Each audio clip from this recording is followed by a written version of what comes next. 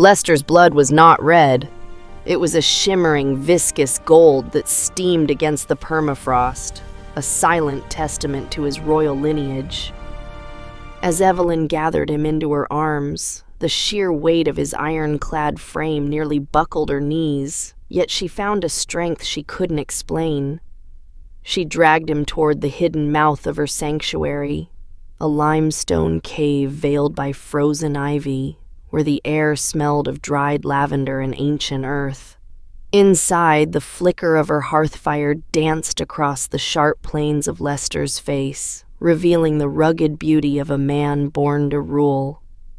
As she stripped away the shattered plates of his armor to reach the alpha gold seeping from his chest, her hands began to tremble. The heat in her palms was no longer a gentle hum. It was a frantic pulse, demanding to be released. She pressed her glowing skin against his, and for a fleeting second their consciousness collided. She saw flashes of a silver throne, a cold betrayal by a man named Silas, and a lonely crown that felt more like a shackle. The intensity of the mate bond sparked between them for the first time, a celestial tether that made her breath hitch. Lester groaned, his fingers reflexively curling around her wrist with a grip like a vice. Even in his semi-conscious state, his primal instincts recognized her as the lost star Omega, the missing half of his soul. Evelyn pulled back, terrified by the raw hunger in his amber eyes. But she knew the mountains were no longer empty. The healing had begun, but the hunt had followed them to her door. The cave entrance was no longer a threshold of safety, but a frame for a living nightmare of ivory and bone. The 100 white wolves that had trailed Evelyn from the ancient oak now stood shoulder to shoulder, a silent, predatory wall blocking out the moonlight. The air grew thick with the scent of ozone and wet fur, the temperature dropping until Evelyn's own breath crystallized in the air. She stood protectively over the unconscious king, her small frame a sharp contrast to the armored giant at her feet. She expected the snarl of a killing pack, the flash of teeth, and the spray of red on the limestone walls. Instead, a heavy, reverent silence settled over the cavern. As Evelyn stepped forward, her hands still faintly shimmering with the remnants of the starfire, the lead wolf, a massive beast with eyes like winter stars, lowered its chest to the frozen earth. One by one, the 100 wolves followed suit, a wave of silver-white fur bowing toward the girl in the purple cloak. They weren't hunting the Alpha King. They were guarding the Star Omega. The realization hit Evelyn with a force more chilling than the wind. These were the ghost guards of her ancestors, spectral protectors that had been dormant for centuries, waiting for a spark of true starfire to call them home. Lester stirred behind her, a low, guttural growl vibrating in his chest as his eyes blinked open to witness the impossible sight. He saw his human savior standing amidst a legion of mythical guardians that should have been extinct. "Evelyn," he rasped, the name feeling like a command and a prayer all at once. The wolves' heads snapped up in unison, their amber eyes reflecting the dawn of a power that would soon set the frost peaks ablaze. Lester's eyes, the color of molten amber, locked onto Evelyn with a ferocity that made the air in the cave vibrate. As his fingers brushed against the skin of her forearm, the tentative connection they had shared in the forest ignited into a blinding inferno. It was no longer just a spark. The mate bond fully snapped into place, a celestial tether that demanded recognition.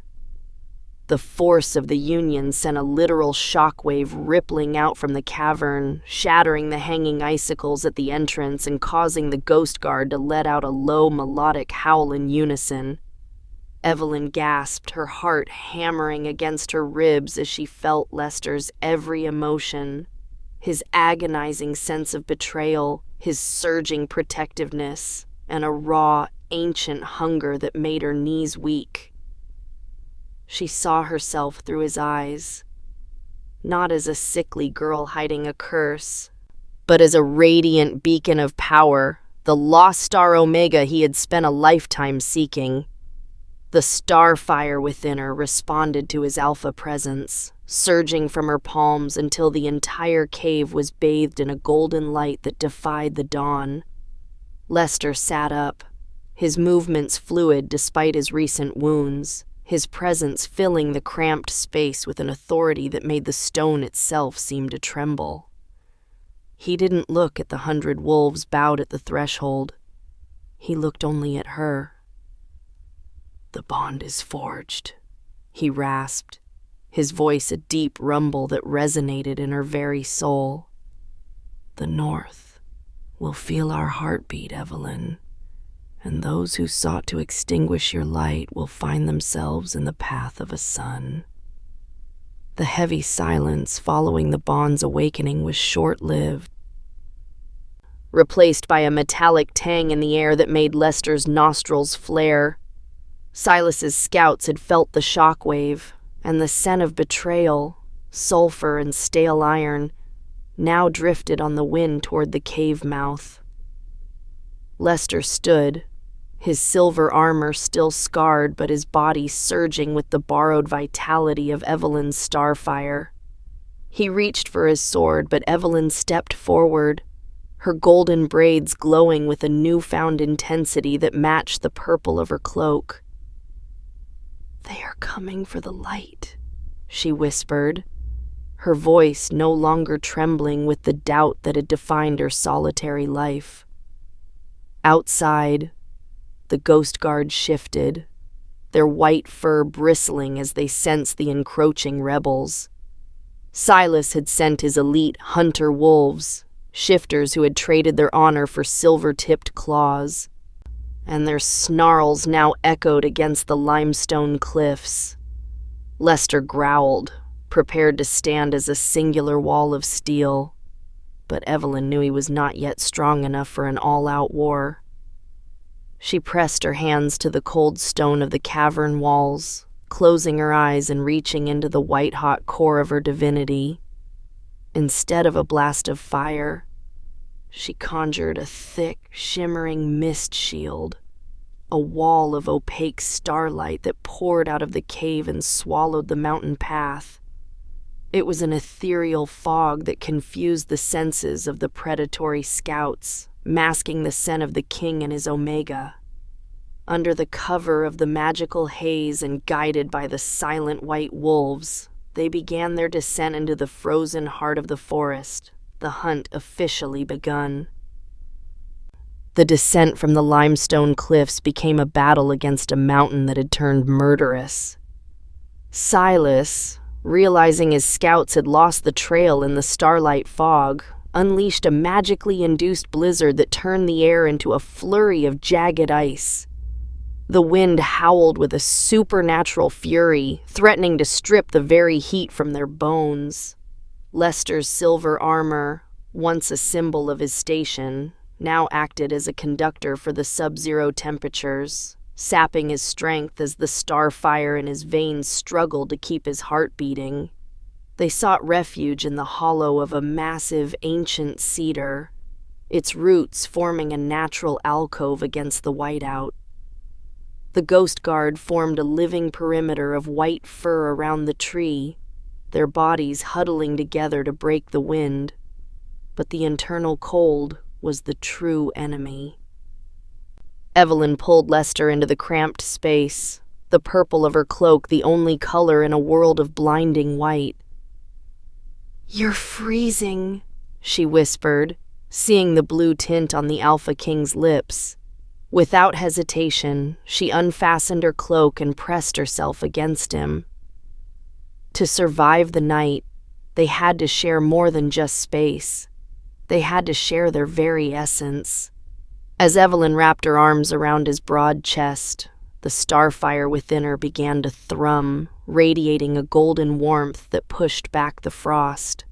Lester pulled her closer, his massive arms anchoring her against the storm. In the silent intimacy of the hollow, the boundaries between King and Omega blurred, their heartbeats sinking until they moved as one soul against the frozen dark. As the magically induced blizzard finally began to wane, leaving the forest in a crystalline, moonlit silence, Lester remained tethered to Evelyn in the hollow of the cedar. The warmth of her starfire had not only saved his life, but had also awakened memories of the ancient scrolls kept within the Ironclaw's citadel.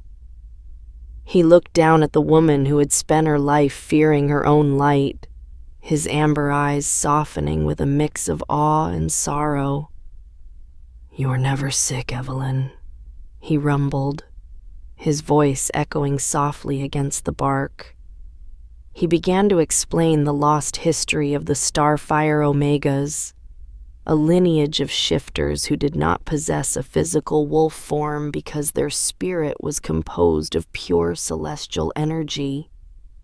They were the navigators and healers of the great packs, capable of bridging the gap between the earthly and the divine. For centuries, it was believed the line had been extinguished by those who feared their influence, turning the starfire into a myth whispered only to children.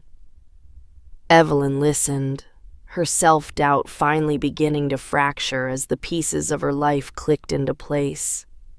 The sickness that had isolated her was actually a birthright, a power designed to lead and protect rather than to be hidden away.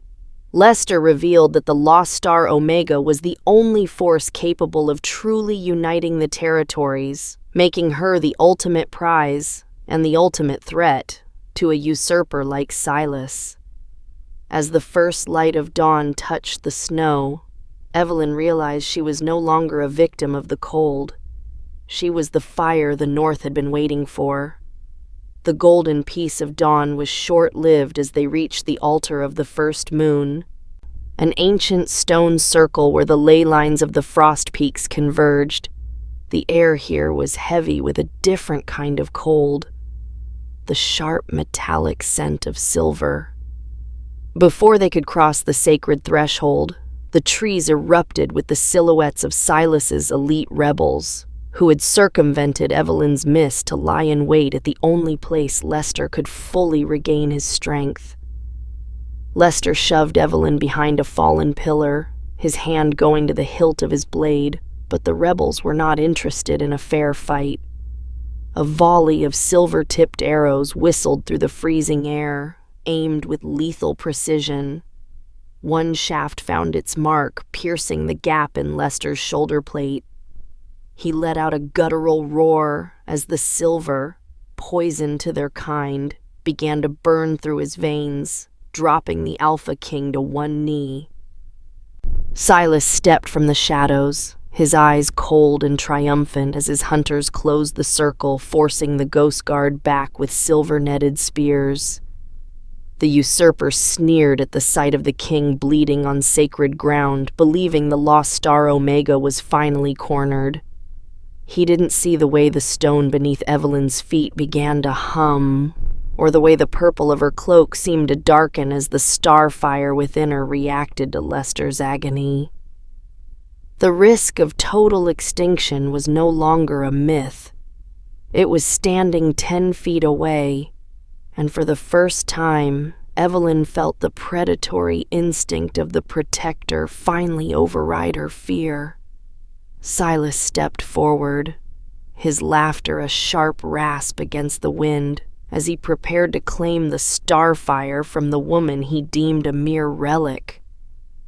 But as the silver poison spread through Lester's veins, Evelyn's self-doubt finally shattered, replaced by a divine fury that had been dormant for centuries.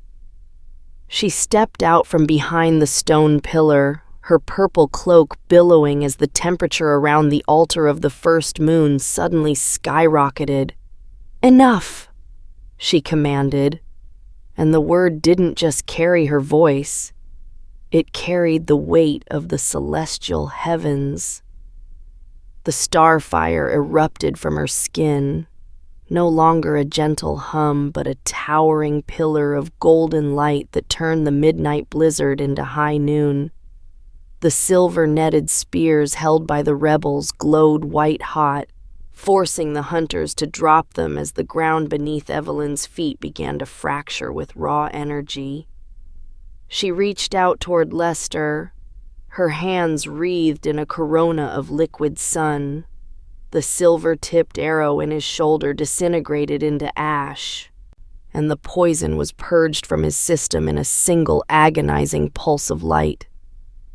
Lester stood, his strength not just restored, but amplified by the sheer magnitude of the Omega's power.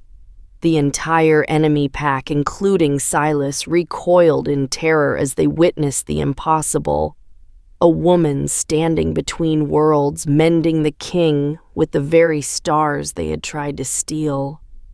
The Ghost Guard howled in triumph, their spectral forms solidifying under the influence of her light. Evelyn didn't look back. Her eyes were fixed on Silas, her gaze burning with the realization that the prey was gone. The sun of the north had risen. The golden aura of the starfire did not fade as Evelyn and Lester descended upon the Ironclaw's citadel. It heralded their arrival like a second sun rising over the jagged battlements. The rebel army, once bolstered by Silas's lies of an Omega-less future, stood frozen on the ramparts as the legendary Ghost Guard emerged from the mists alongside their Alpha King. The sight of Lester, standing taller and more powerful than ever, with Evelyn's light radiating from his very skin, shattered the rebels' resolve before a single sword could be drawn. The massive iron gates of the citadel, which Silas had barred against the dying king, groaned and buckled under the sheer pressure of Evelyn's celestial presence. As they strode into the central courtyard, soldiers dropped their silver-edged weapons in a clatter of surrender, falling to their knees as they recognized the fulfillment of the ancient prophecy. Silas, abandoned by his terrified lieutenants, was dragged from the high throne room to face the judgment of the pair he had tried to destroy. Lester did not grant the usurper the warrior's death he sought. Instead, under the watchful, burning eyes of the Ghost Guard, Silas was stripped of his rank and exiled into the very frozen wastes where he had left his king to die. The purge of the Omegas was officially declared a dark stain of the past. As the Ironclaw banners were raised once more, a profound silence fell over the gathered wolves, a collective realization that the North was no longer just a kingdom of tooth and claw, but a realm protected by the star. The heavy iron gates of the citadel stood open to a new world as the first flakes of a gentle crystalline snow began to drift over the frost peaks. This was not the jagged ice of Silas's conjured storms, but the first snow of a true peace. Within the great hall, Lester stood before his people, his silver armor polished to a mirror sheen that reflected the golden warmth of the woman standing at his side. The high priestess, now humbled by the presence of the true starfire, placed the heavy crown of the iron claws upon Lester's head. Yet, the coronation did not end there. In a move that shattered centuries of isolationist tradition, Lester turned to Evelyn and knelt, offering her the moon-chosen diadem. As she accepted her role as the Star Queen, a pulse of pure golden light rippled from her touch, anchoring the magical ley lines of the North and ensuring that the starfire would never again be a mere myth. The pack house and the surrounding territories were no longer divided by fear or rank. With the ghost guards standing as eternal sentinels at the borders, Evelyn began the work of building bridges, using her healing hands to mend the lingering wounds of the rebellion. As the dawn of the Golden Age broke over the peaks, Evelyn looked into Lester's amber eyes and saw her own reflection. No longer a mysterious girl hiding a curse, but the son of the North who had finally come home. The age of the starfire had begun, and for the first time in generations, the wolves sang a song of belonging.